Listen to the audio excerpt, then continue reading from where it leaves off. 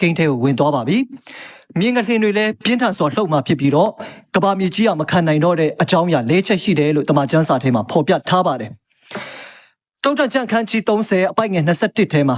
မြေကြီးလှုပ်ခတ်ရသောအကြောင်းအရာအချင်းရာ3ပါးမကားတဲ့မြေကြီးမခံနိုင်သောအကြောင်းအချင်းရာ4ပါးမှာတဲ့နံပါတ်1ဂျွန်ကမင်းပြုတ်ခြင်းတဲ့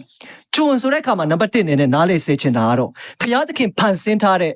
ကောင်းကင်တမန်တွေဖြစ်တယ်အဲ့ဒီကောင်းကင်တမန်တွေကဒီကဘာမျိုးကျဆင်းသွားတဲ့အခါမှာနတ်ဆိုးတွေဖြစ်လာတယ်။ဒါပေမဲ့အဲ့ဒီနတ်ဆိုးတွေကဟောဒီမြန်မာနိုင်ငံမှာမင်းပြုတ်နေကြတယ်။အဲ့ဒီနတ်ဆိုးရဲ့အကူအညီနဲ့လူတွေဟာစစ်တိုက်နေကြတယ်။ဘုရားသခင်ဖန်ဆင်းထားတဲ့အဲ့ဒီဂျွန်တွေဖြစ်တဲ့နတ်ဆိုးတွေကတခင်လုံနေကြတယ်။အဲ့ဒီနတ်ဆိုးမှာအထီးလည်းမရှိဘူးအမလည်းမရှိဘူး။နတ်ဆိုးလို့ပြောတဲ့အခါမှာခိုးမယ်တတ်မယ်ဖြတ်စည်းမယ်လူတတ်ဖို့ပဲသူတို့သိတာဖြစ်တယ်။ဒါပေမဲ့အဲ့ဒီဂျွန်ဖြစ်တဲ့နတ်တွေကိုတခင်နေရာမှာထားတဲ့အတွက်မြေကြီးဟာပြတ်မှာဖြစ်တယ်။တော့နားလေစေချင်တယ်ဒုတိယအနေနဲ့လူသားတွေကဘယင်နေရလူနေကြတယ်သူလဲဆရာကြီးဖြစ်ချင်တယ်ကိုလဲဆရာကြီးဖြစ်ချင်တယ်ကိုလဲအာနာရချင်တယ်သူလဲအာနာရချင်တယ်လူသားလို့မနေဘူး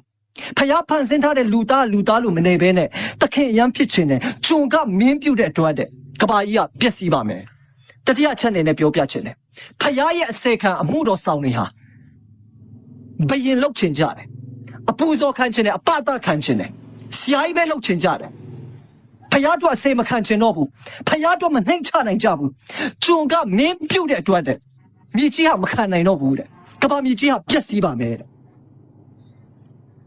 ဒုတိယချက်အနေနဲ့ကျွန်တော်ထပ်ဖတ်ပြချင်တယ်မိုက်မဲတော်သူကစာဝတယ်ဟောဒီလောကကြီးထဲမှာမိုက်မဲနေတဲ့သူတွေဘူချနေတဲ့သူတွေကဝါစွာစားရတယ်တဲ့ဒါပေမဲ့ရိုးသားစွာနဲ့အလုပ်စူးစားတဲ့သူတွေကတော့ငတ်မြဲငတ်နေဆဲပဲတဲ့ပဲပြုတ်တယ်တွေမနဲ့လဲနိုင်ထပြီးတော့ဘလောက်ပဲအလုပ်စူးစားပါစေဒီဘဝကနေဘယ်တော့မှရုံထွက်နိုင်မှာမဟုတ်ဘူးတက်ဆီသမားတွေမနဲ့အစိုးကြီးတက်ဆီမောင်းတယ်ညမိုးချုပ်တဲ့အထိအန်ဒီရတွေကြားထဲမှာသူတို့တက်ဆီတွေဆွဲကြတယ်ဒါပေမဲ့ဘဝတွေကတောက်ပြောင်မလာဘူးရိုးသားတဲ့သူတွေအတွက်နေရမရှိဘူးဒါပေမဲ့မိုက်နေတဲ့သူတွေကတော့အစာဝါဆိုစားနေရတယ်တဲ့ဒါကြောင့်လေကဘာမြေကြီးကမခံနိုင်တော့ဘူးတဲ့မြေကြီးမခံနိုင်တော့အကြောင်းများ၄ပါးဖြစ်တယ်ဒါဒုတိယချက်ဖြစ်တယ်နံပါတ်3တတိယချက်အနေနဲ့ကတော့မုန်းစရာကောင်းသောမိန်းမကလက်ထပ်ရခြင်းမုန်းစရာကောင်းသောမိန်းမလို့ပြောတဲ့အခါမှာယွန်းစရာကောင်းတဲ့မိန်းမတွေဟာလက်ထပ်ပွဲတွေလုပ်နေကြတယ်လက်ထပ်တယ်ဆိုတဲ့အခါမှာလူရှိဖျားရှိကောင်းကင်တမန်ရှိမှာတက်တက်ထူပြီးတော့တန့်ရှင်းချင်းမင်္ဂလာနဲ့လက်ထပ်ရတာဖြစ်တယ်ဒါပေမဲ့မုန်းစရာကောင်းတဲ့မိန်းမတွေကကဘာမှာလက်ထပ်နေကြတယ်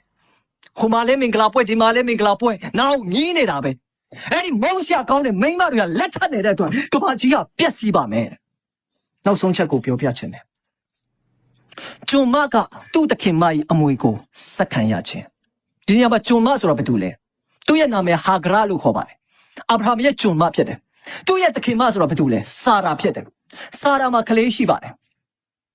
စာရာရဲ့သားကဣဇက်ဖြစ်တယ်စာရာစီကနေဣဇက်ဆင်းသက်လာတယ်ဣဇက်ရဲ့သားသမီးတွေကအခုမြင်နေရတဲ့ဣသရေလနိုင်ငံသားတွေဖြစ်တယ်။ဒါပေမဲ့ဂျွန်မဖြစ်တဲ့ဟာဂရက